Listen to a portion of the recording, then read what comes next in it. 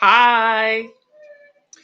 I thought I would do a quick live today based on all of the questions and all of the comments that I keep getting after doing the video of the Asebu land when I went there in the central region. I have been bombarded with so many messages. I feel like it's the most messages I've had on one video. I initially did a video where I interviewed Kwame Nitoto, who is the administrator for the land that they were promoting as being free land in Ghana. But they were saying the land is free, but you have to pay a $700 administration fee. And so when I did that video as a live stream and interviewed him, I had a lot of people who were asking me a lot of questions, wanting to see what it looked like. And so when I had gone to the central region, I ended up going there with a couple of other people who also wanted to see it as well, to go and show you too what it looks like and what to expect. So there's the two videos that you had the interview and then you had actually seeing the land on the ground. So after that one, so many people have been making comments. I've been insulted by people who are saying what's wrong with me, people who think I'm getting commission. I'm not getting any commission. I don't work for them. I simply went there to do a video so I can show the people who wanted to see it what it looks like. I thought it was important, especially since a lot of you, almost half of my followers are in the US and borders are closed. You're not coming anywhere anytime soon. You want to see what things look like. So I took a video, talked to him. I am not a land expert. By no means do I claim to be a land expert. So I don't have the answers to all your questions. I actually was hoping that I can get someone who's an expert to come on here and talk with me, but I haven't been able to get a hold of this individual. And so I decided to do this short, quick video anyway, so that I can share with you some things that I have learned, because I actually went and bought his book. It is Gad Asoro Akwensivie. I hope I said his name right. But this book on buying land and property in Ghana, I bought it actually after I saw the land. I bought this book. I hadn't read it yet, and I had posted a video already, but I hadn't read this book yet. But I've started reading it. And the author of this book is somebody you can trust. The author of this book is the Deputy Chief Lands Officer in the Office of the Administrator of Stool Lands, Ministry of Lands and Natural Resources in Ghana. He's been doing this for more than 20 years. So this is somebody that you could trust. I'm not sure if this book is on Amazon, but I bought it here in Ghana. We stopped at a store to buy some snacks on our road trip, and I saw it and they said, let me buy it. So I bought it. Not sure if it's on Amazon. You can check and see. If it is, great. Get it, because it's very informative. I'll share a few things that I learned after reading some of this book. I think that it's so important that you think about these things when you, first of all, before I get into the book, I want you to know that one of the most important things to know about Ghana is that things move slow. When I first moved to Ghana, 2011, when I first came, I stayed for a couple of years, went back to Canada, then came back in 2016. But 2011, it was one of the most frustrating things that I had to get used to. And I still am challenged at getting used to things being slow. So when I say that, I mean, coming from places like the US, Canada, the UK, you're used to an environment where time is of the essence. When someone says 3 p.m., it's 3 p.m. Here, it's a common thing to not start on time, which can become quite challenging. If someone says 3 p.m., they might not get there till 4 o'clock, and that's hard to adjust to. Now, in saying that, that translates into so many parts of society done, and it's supposed to be done in 2 days. I might not get it for a week, week and a half. When I had got my Ghana passport a few years ago, I was supposed to get it in 2 weeks. It took 3 months. So I say this to preface, because I know there are some people who've sent me messages saying that they've been making communication, they haven't heard anything back, and they're wondering what's taking so long. It's because culturally, people are slow. Culturally, they're slow, and it can be quite frustrating. And I understand where you're coming from, because especially when it comes to, you don't know the person, you're not here, you're not able to like go face to face. I completely understand, but know that people are slow. And email is something that the older generation can be really, really, really slow to.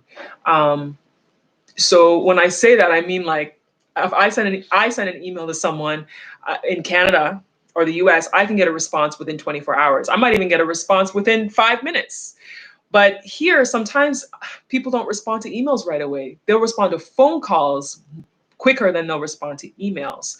So that's one of the things that's challenging when you're not here. It can be difficult when you're trying to get something done.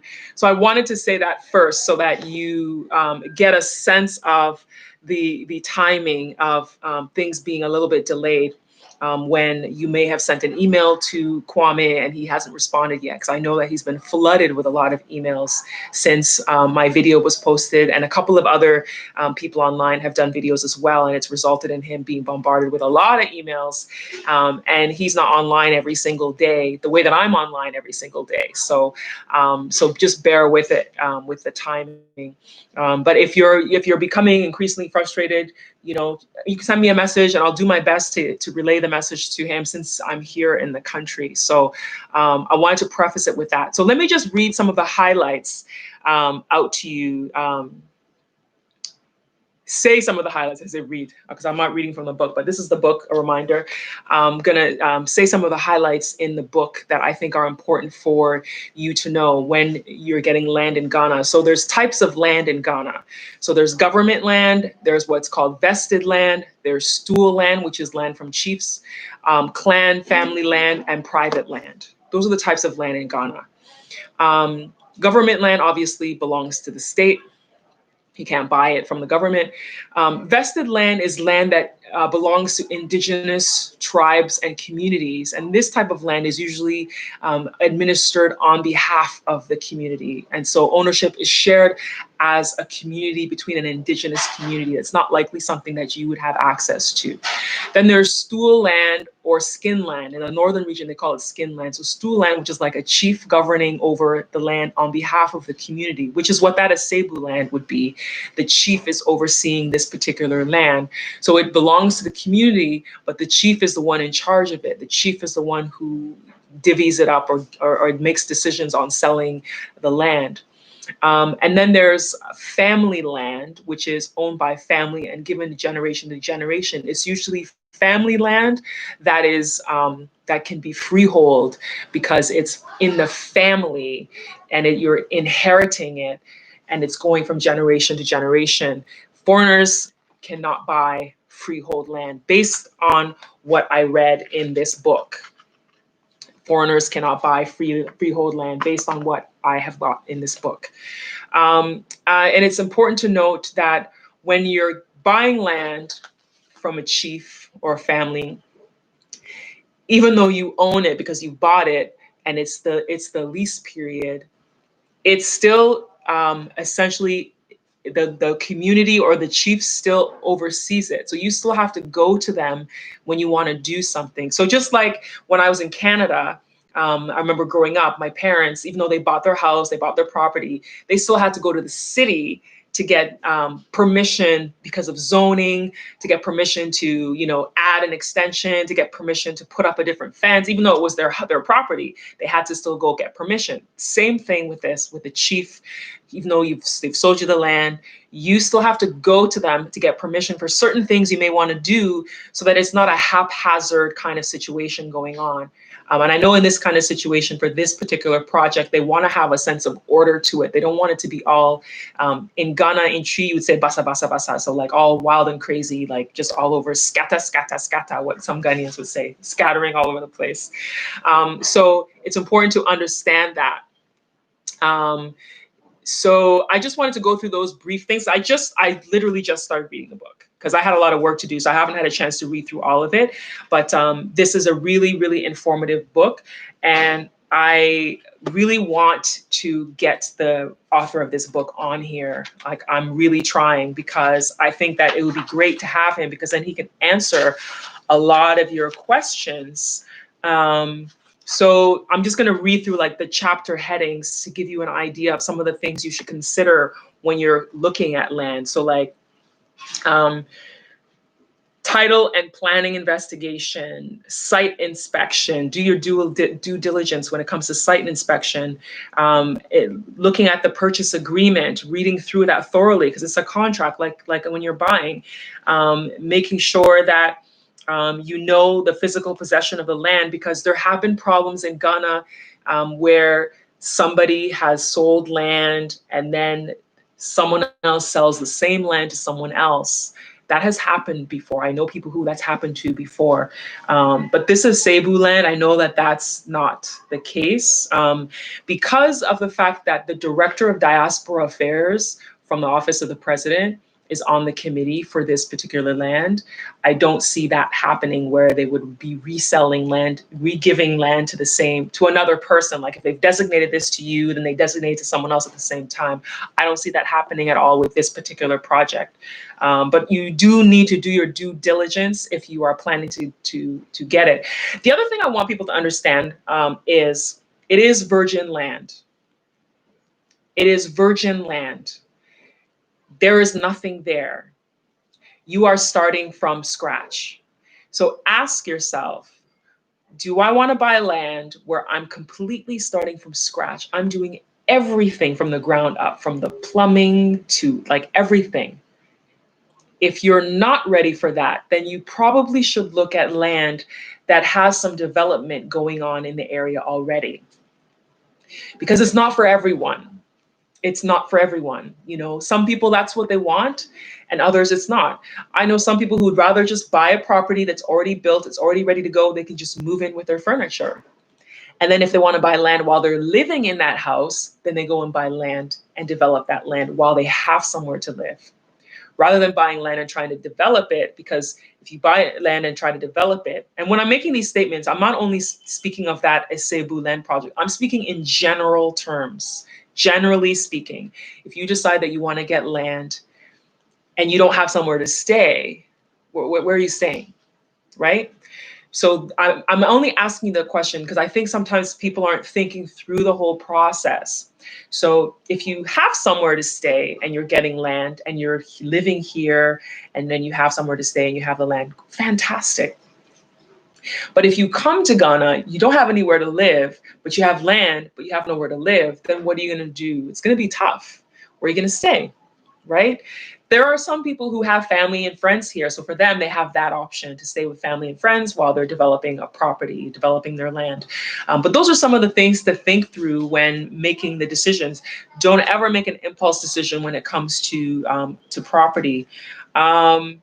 So look at the preparation, execution, transfer of deed. Those kinds of questions should be asked. Consent to sign. So like with the chief, having some type of information, something that shows the consent that the chief is giving this land. Registration and transfer document. So the Ministry of Lands, the Lands Commission, Ministry of Lands and Natural Resources, the Lands Commission are who would have all the information about buying property in Ghana. So you can go to their website and contact them. But I will tell you this, they will be slow to respond by email. They will be slow to respond by email. A lot of the government offices are slow to respond by email. So be patient with your questions. You can always try to call too. There's a phone number on the website, and you can try to call and speak to somebody as well, and see how far you get. So again, that's the Ministry of Lands and Natural Resources, or the Lands Commission in Ghana. So just type that in Google and you'll get the information. But again, this is the book that I had read. Well, I haven't finished reading it. I just started reading it, and I thought that I would share with you that I started reading this, and that it's a good idea if you're able to find it. Great, because of the fact that it's not written by somebody who's selling. It's It's not written by somebody who owns some property company. It is written by the Deputy Chief Lands Officer in the Office of the Administrator of Stu Lands, Ministry of Lands and Natural Resources, and he's been doing this for 20 years. So he isn't somebody who's buying and selling. He simply works in the government office and knows the legalities of land and property in Ghana. So yeah, so I have to go. I just wanted to share this with you briefly today because I've had a lot of people sending me a lot of messages about this particular topic. And oh, somebody said I want to address one comment that I got. Last maybe 3 or 4 days ago. One of the people who watched the video said that you always forget to tell people that you actually have to be a rich person to live in Africa because there are no jobs. And I wanted to address that because apparently this person felt that I needed to address that topic. I don't think you need to be rich to come to Africa. I think you need to be prepared. I think what makes it challenging for people when they come from the diaspora is in America and Canada, the UK. I'm naming those 3 countries because those 3 countries are where most of my viewers are coming from. Those places are places where we lived on credit. So if I wanted a car, I could go get a car loan to buy my car, get a house, get your mortgage. You want to go shopping, you use your credit card. So things, even though you may be poor because you're in debt, you don't feel like you are because you're always able to get access to loans and debt to support a lifestyle. So when you come to a country like Ghana, where credit and debt is not the thing, you have to survive on the cash you have. It becomes hard and it feels like you need to be rich to be here. It can be very hard because also there's not the system of unemployment insurance. There's not the system of getting, payments for what's it called? Social assistance. In Canada, they call it social assistance. It used to be called welfare. That's not here. So when you're having a hard time, you don't have the government, any program to go to say, I have this to support me while I'm trying to do this. So it makes it hard. Because when I thought about it, one time there was a lady braiding my hair and she was saying that she thought that I was rich because I came from Canada. And then I said, you know what? You're probably worth more than I am. This was a few years ago. I said, you're probably worth more than I am. I said, do you have any loans to the bank? She's like, no. Do you have any, credit card debt? No. Do you have any this like anything that I may have had debt in? She doesn't. So I said, you don't have any debt. So when you get your money, all your money is yours. You're not worrying that half of your paycheck is going to be paying debt, right? It's all yours. So technically, you're worth more. So I think it's just a whole mindset change. So what happens here is a lot of people spend their time saving to buy stuff. I know people who save money, then they buy their car cash. Hardly anybody I know in Canada goes and buys a car 20K cash. People will spend all these years just saving, and buy their car and it's theirs, So it's one of the differences. So, and the other thing is, I think that a lot of times people from the diaspora move to Africa and you have debt in the country you used to live in, and you're servicing that debt in you're making local currency. Like imagine you're making money in Ghana cities and then you have to pay your debt in US dollars. Your money's going to be gone so fast because it doesn't add up. So I always advise people to clear your debt as much as you can. I know it's not easy, but as much as you can before making such a huge move to a country you're not familiar with, that doesn't have a support system. So people are able to move, like if someone moved from the US to the UK, I mean, if you didn't have as much saved, there's ways to get around and manage, easier than if you came to a country like Ghana where there's not that governmental financial support system like a welfare system or something to help you while you're doing something. And I'm not here to say I'm not saying it's good or bad. I'm just saying that it doesn't exist. So it's not something that you should think about when you're coming. You have to bust your ass to make it. So it's not easy. So thank you, those of you who are watching. Olasumbo, Ben Mills Lamte, Karime Frederick, CC's asking where you can get the book. You know, I'm not sure. Thabi Naoni, hi. I'm not sure because I bought this in a shop. I was saying earlier that I was on a road trip when I went to the central region of Ghana and went to see that, and we went and saw the land. We stopped to buy snacks at a store, and this was there. I was at actually the store at the gas station, the filling station, as they say in Ghana. That's the other thing, get used to things. I say gas station because that's what we say in Canada and the US, but they say filling station here. I'm sure the British say filling station too, because a lot of things they say is very British. So I got this at the gas station. There was a shop beside it. And hi, Kweku Isasi, thank you so much. So I got it at the gas station. I hope it's on Amazon. If it's not, I got to tell the author that he needs to get this book on Amazon because there's a lot of people who will benefit from this book because it's not written by a random person. As I said, he works for the lands, Ministry of Lands and Natural Resources in the government. So somebody's saying, I'm searching safe neighborhoods for single women in Ghana. Any suggestions? You're safe. You're safe.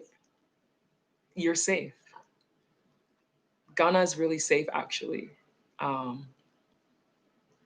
Yeah, it's pretty safe. I know that that's one of the big fears that a lot of people have, as women, especially when you move somewhere or you're going to a different country. Ghana is safe. I would suggest that you hide valuables when you're walking around at night and stuff, because people steal cell phones and snatch purses. I'm not saying it's a common thing. I'm saying it happens. That's the kind of thing that happens almost everywhere. I mean, I could have been walking in Toronto and had my purse snatched. I know people who did. So valuables, just keep them close to you when you're out late at night and it's dark. But overall, Ghana is pretty safe. Which neighborhoods have you looked at? S Queen Raw, have you looked at specific ones yet? I mean, the ones that a lot of the expat live in are a lot more expensive, I'll tell you that. So those ones tend to charge you in US dollars if you want to go into those areas. But those ones are likely to have people that you're familiar with because they're people who've moved from abroad. But generally, it's safe. I mean, I get home late at night and walk to my gate with no fears or anything like that. Oh, East Legon and Tema, S Queen, you're fine. East Legon, and especially East Legon, you're fine. You're safe, girl. You are safe. Ben Mills Lamte asked me what my view is on gated versus non-gated communities. I always wondered why Ghana has a lot of gated communities, because I'm so used to when I lived in Canada, even the short time I lived in the US, I lived there 2007, 2008, in the Detroit area. And for me, gated communities has always been associated with wealth. Like when you think about like Beverly Hills and like super rich people are in gated communities, that's where my mind goes, is to that. So, I mean, I'm not in a gated community. I'm very much in a Ghanaian neighborhood. I'm not in a neighborhood that has a lot of expats or returnees and diaspora people. I am in a Ghanaian community with mostly people who have not left the country before. So I have a pretty pretty nice people around me. Some kids I enjoy playing with sometimes. Um, but um, but yeah, it's Ghana is safe. I'm going back to Ghana is safe for S Queen Rob. East Legon and Tema, you're perfectly fine. You're perfectly fine. And Tema, by the way, is divided into communities. It's divided into communities. Sorry if my eyes are shifting from looking at you because I'm reading the comments. Tema is divided into communities. It was actually a city. I was gonna end, but I'm seeing these comments. I want to address it. Um, it's actually a city divided into communities. Kwame Nkrumah, the first president, his design was part of the design of Tema when it started. So it's like community 1, 2, 3, 4, 5. So community 1 all the way up to 25 is how it's divided. And then there's an area called Sakamuno. And so 25 is the newest community that they're building properties in. I actually want to go there and go check it out. Maybe I'll do a video when I go look at it. But they have properties they're building there. They're like townhouses, and they're supposed to be not as expensive as when you buy houses that are actually in the city. East Legon, by the way, is one of the more expensive places. I used to live in East Legon because I have family there. And but it's one of the more expensive places to rent. Um, I suggest too. I know this is really bad, but this same thing happened in Cuba too. When I went to Cuba, they had have a price for foreigners and a price for local people. Cuba does that all the time. So in Ghana, what happens is sometimes you get these landlords who, when they hear your accent, suddenly they raise the price a little bit because they figure you have the money. So I know some people who have had a local person go and negotiate the rent. And then when it's all negotiated and done, then they go and get the keys, sign the lease and all that and get the keys. I know people who've done that. Or they go with their friend and they just stay silent the whole time until the deal is done. Um, a tip you might want to try. I know people who've done it. So it might save you, a few bucks. So yeah, thank you so much for watching. I gotta head out. Ghana's this is an election year in Ghana. I need to go to the voters registration before they close. But again, this is the book for those of you who want to look for it that I got. I don't know if it's on Amazon. I don't know where you can get it. You'll have to look for it. It was by chance that I found it because, as I said, we were on a road trip. We stopped at the grocery store. I mean, not the gas station, the store that's beside the gas station. And there was a stand beside the cashier that had books. And I was like, I think I need to get this book. And I got it. So as I continue to read it, I'll share more information because right now I've only read a couple of chapters, and then I want to share with you what I learned. So yeah, thank you so much. Have yourself a fantastic day, and I'll see you next time. Bye.